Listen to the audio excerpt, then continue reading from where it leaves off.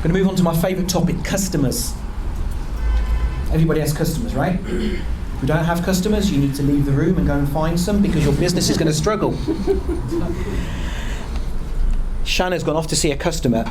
Now, she came over and apologised, sorry I can't attend, and I was like, that's fine, because in reality, your business needs customers. Without customers, your business will die. Customers are the lifeblood of your company.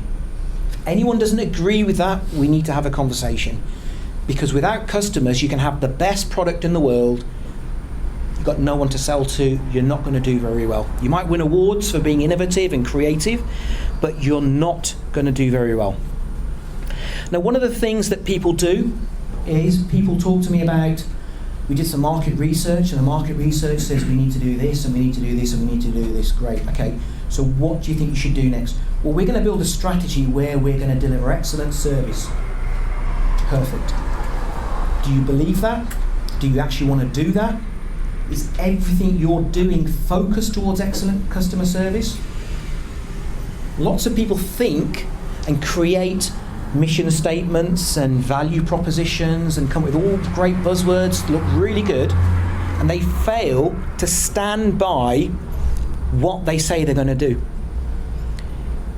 Everything you do has to be customer focused. It's something I've said before, and I will say again and again and again and again. If you are not customer focused, if you're focused on your suppliers, or if you're focused on technology innovation, you're going to be great in those areas. You're not going to be great at meeting your customers' needs. And surely that's got to be the most important thing in your business.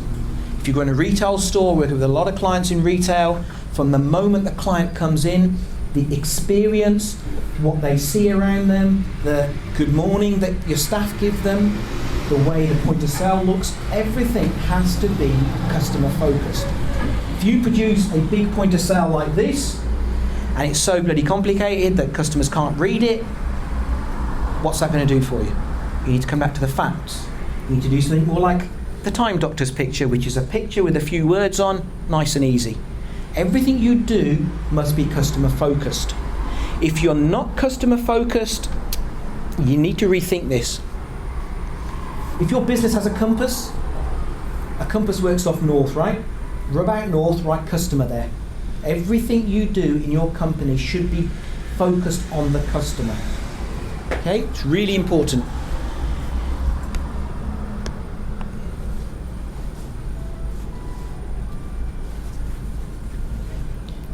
Now, when you're customer focused, you need to think about and explain and shout and preach what's in it for your customer. What is the benefit you're giving to your customer? What is the outcome for your customer?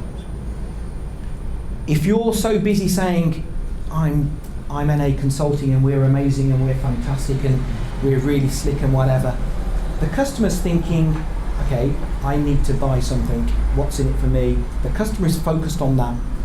Your whole conversation, your presentation, your pitch has to be towards what is the outcome for this customer? What are they getting from me? I hate this next example. Disney. Disney should give me shares because I have given them that much money. It's a crime.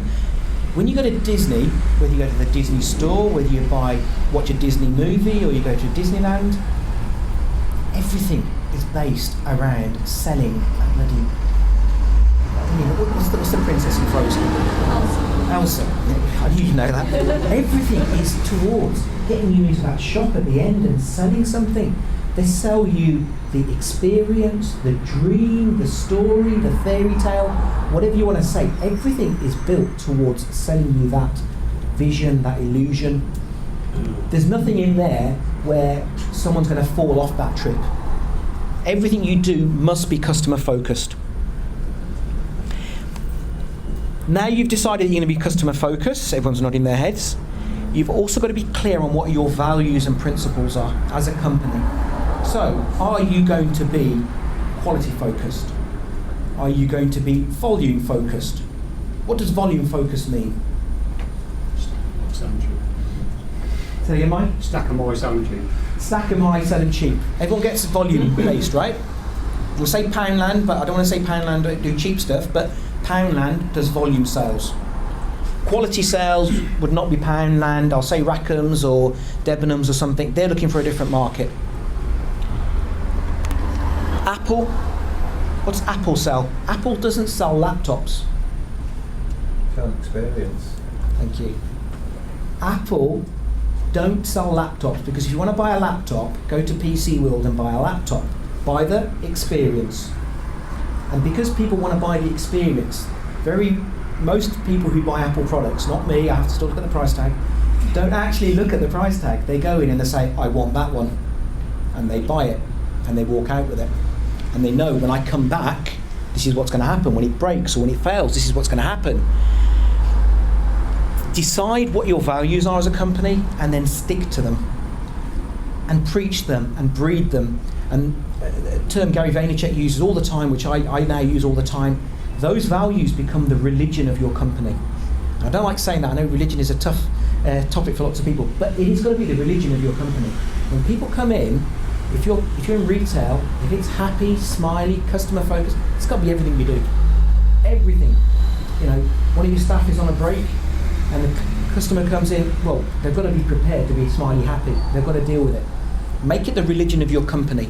Make it what everyone does, and make it what you stand for. Now, something people forget to do, and I've got an example actually from last week, in fact, with one of my chutney colleagues. We've got a dealer, we've got a transaction, and one of them let me down, and they let me down, unfortunately. And we're having the conversation, I was like, I'm really disappointed. I was really venting my frustration. He apologised, and he told me, this is what's happened, this is why I've let you down, this is what I'm going to do to fix it. At that point, what can I do? He was honest with me, okay? We forget to be honest with our customers. What we start doing is, oh yeah, what it was is there was a crash on the M6, and then this aeroplane had to crash land on the A30. We start making excuses because we don't want to feel bad. And the customers can normally see through that, because they're thinking, no, he's making it up, he's waffling. Why not be honest with some of your customers? Or be a bit more honest with your customers. Okay, people are a bit more happy with that. Be a bit more honest with your customers.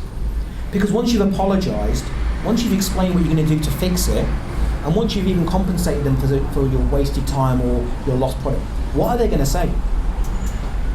They're not going to still berate you, are they? I mean, they might, in which case you don't need that customer. But they'll be willing to go with you because they can see that you're not just interested in the one transaction, you're interested in building that relationship with them. And that's what it's got to be all about. It's got to be about building that relationship. It's got to be about getting multiple £70 transactions rather than trying to squeeze this £100 transaction out of that customer. Because the term everyone uses at the moment, the lifetime value of your customer. If I can make 5 sales with the customer for £70 versus 1 sale for 100, where I've really screwed them out of everything they had. A term someone used to use once was let the customer leave your store with a bus fare home. Right? If I can get 5 sales of £70, I want that. I want to build that relationship with them. I want them to come back. And better than that, I want them to go and tell 50 other people how great I am, how much I looked after them. The sales process, I will split it down into 3 steps: 40, 40, and 20%. The first 40%, everyone knows, is about, I think everyone knows. What's the first process? What's the first step in sales? You know me. Sell yourself. Value. Sell yourself before you sell your product, yeah? Everyone knows that, right? Yeah, everyone's on it. Good. The first 40%, sell yourself before you sell your product. The next 40% is the product. The features and benefits, it's great, it's the next latest version, the best software version, or whatever it is. The last 20% is the closure. Lots of people are really crap at closing. We talked about this last night. We had a very good speaker, a few of you in fact were there, talked about the close process. The sales process, 3 stages: 40% sell yourself, 40% sell the product, the last 20%, the close. If you've built that relationship with your customer, you don't need to do that first 40% again. When they come back to you, they already want to buy from you. Just think of the amount of sales time, marketing time you're going to save. And why? Because when you made the first sale, you took an extra 5 minutes, an extra 3 minutes to ask them a little bit more about themselves, to get to know them a bit better, to give them a follow-up call and say, Mr. Jones, we did that job for you last week, how was it? Was everything okay?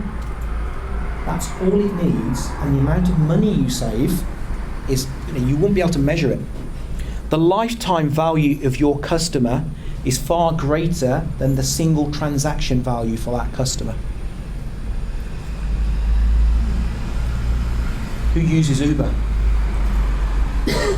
Why do you use Uber? Man with a nice blue shirt, suit. It's very convenient. The quality level of the drivers and cars is very good. And I can get an Uber anywhere I want, anytime I want. So the middle one you said is about the driver. Yeah. So I don't use Uber, but I understand you can actually call a specific driver. I've never done it, I'm not sure, but Right. it tells you who the driver is before. Tells you who the driver is, right? So you Yeah. can do that. Yeah. And I understand that those drivers are therefore incentivized to give you that service because you can have that driver again. Uber's built on this. Those drivers go that little bit extra, and it might just be giving you a bottle of water, which costs them 30 pence, a small bottle of water or a mint or something, I don't know. It could be something really simple. But the next time you're using Uber, you're probably saying, do you know what, I want to go and use Fred again, because Fred was great. And that's all it cost. And instead, Fred now, instead of thinking about I've spent 20p because I bought a 6-pack of water from Co-op for £2, instead of worrying about that, Fred's getting repeat customers. And on top of that, I don't know your name, but Shaquille here is using Fred all the time. Fred's getting loads of business. Shaquille's telling Barry and Lynn and Cyber, oh, we all want to use Fred. Your customers, if you look after them, can become your biggest advert. And once you've got their loyalty, you've really got them. Honestly, you've really got them, because they will go and tell people about you. They'll not only tell them about you, they'll say, do you know what? I always go to that shop around the corner, they do me a deal. Always go and use that business, they always do me a deal, Irma's do me a deal. Use this painter, he looks after me, tell him Naeem sent you. And when someone says that to you, what happens? You're like, oh, bloody hell, I'm not even going to think about the first 40%, it's already been sold to me. And what's it cost you? It's cost you literally nothing. It's cost you being nice, which as far as I'm concerned was your job anyway. Your job is to be nice to the customer anyway, and all you've done is just made sure you've done your job. I've got BMW up there. BMW sell themselves as the ultimate driving experience, the ultimate driving machine. And people love driving BMWs, yeah. My BM's got all the stuff on it. I don't drive a BM, by the way. And because of that, because of what BM do for you, because they give you that ultimate driving machine experience, you're telling 50 people. And the person who hasn't got a BM is thinking, oh, do you know what? I might consider getting a BM next time. Because they look after their customer. They look after that little attention to detail. Other car manufacturers are also good, by the way. Warren Buffett. You might even be Warren Buffet. I've never met the guy. I haven't even read about him online. Great quote from Warren is, it might take you 20 years to build up a brand, but it only takes you 5 minutes to ruin it. And today, it's not even 5 minutes, is it? It's like, how quick can I get on Facebook and tell my mates how terrible somebody is? And how quick that gets retweeted and Snapchatted and everything else.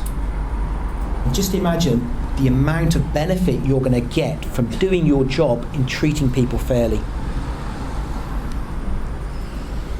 Okay, so today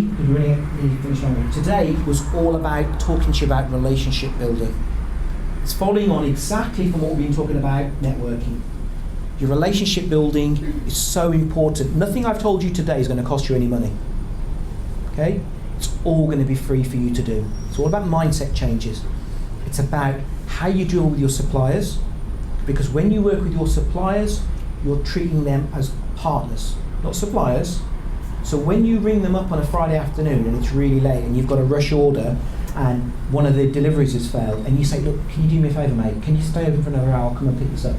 They're going to do that because you haven't screwed them on the price, or you haven't let them down with random requests, or you haven't overstayed your payment terms with them. You've built a relationship with them. It's about your employees.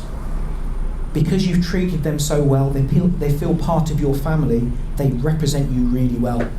when they're out with a customer, telling them how great their product is, they realise, I want to make this sale, not just for boss, but I'm doing it because it's my company. I feel part of the company, I feel valued. And it's about the customer. It's about understanding that without customers, you don't have a company, you don't have a business. If you can get your mind switched from thinking, how much can I squeeze out of this transaction, to how much can I have over so many years with this customer, you will treat your customers better and you'll make a lot more money out of your customers for sure. And that's what you want in the long term. My name's Naeem. I've actually enjoyed the opportunity. Thank you, Pathway Group. Thank you very much. Anyone got any questions for Naeem? Easy questions. Thank you. Easy questions, please. I just wanted to add to that when you add value to your customers, they become your raving fans. What you were saying earlier, just near the end of it. And when you have raving fans, they become your best. The referral marketing, they'll tell people about it without you asking. 100%. So attraction marketing, referral marketing, it's all part of the customer service. If you give value, add value. I'm going to open up the question. Thank you, Naeem. Channel 4's Kasim Majid, by the way. Let me just ask the question. You mentioned about the customer, which is obviously a very important thing. Most small businesses, they tend to focus on the wrong kind of customer. Yeah, so I just wanted your comments on that, because sometimes you get customers that pay very little and want the earth. And I know a lot of small businesses get into the rut of kind of really focusing on that one customer that's taking all their energy. So I just want to understand your comments on that. Presumably your presentation was about the customer. I know that they're saying the customer's always right, but the right customer is always right, in my opinion. I think so. I think you're right. And so there's two things in there. One is, so very quickly, the question is about focusing on who's your right customer, and also is the customer always right. I think that's the two things you talked about. So something you guys do a lot of is you worry about the customer experience, right? You focus on the customer experience.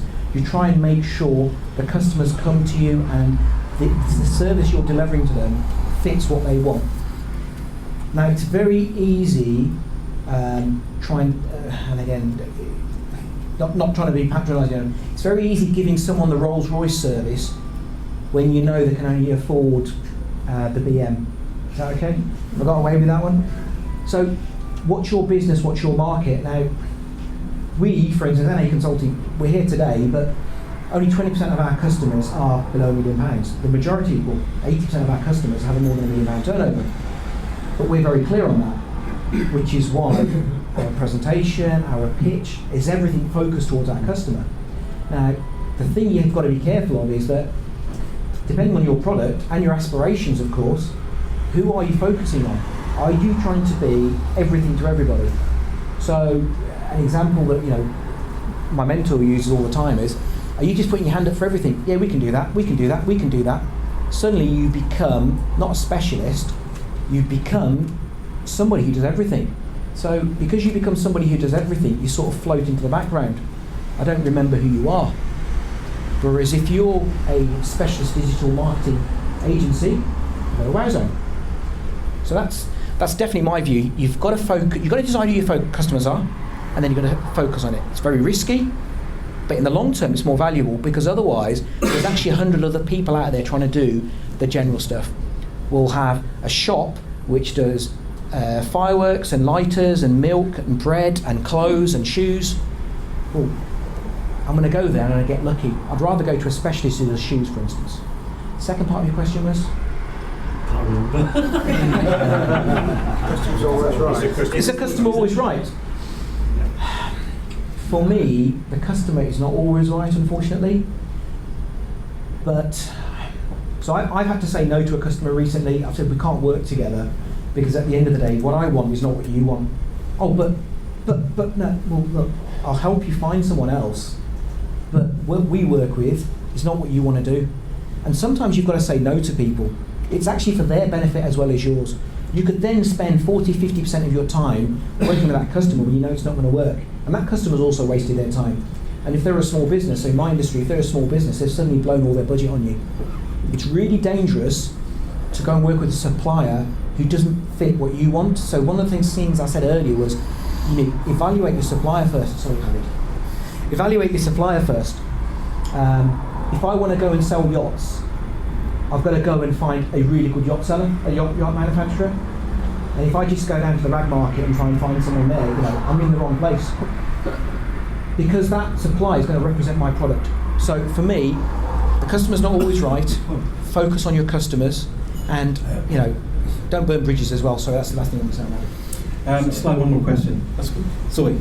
Right, okay, so when it comes to employees, can you explain the importance of incentivising the employees, and that it's not just purely money-centric?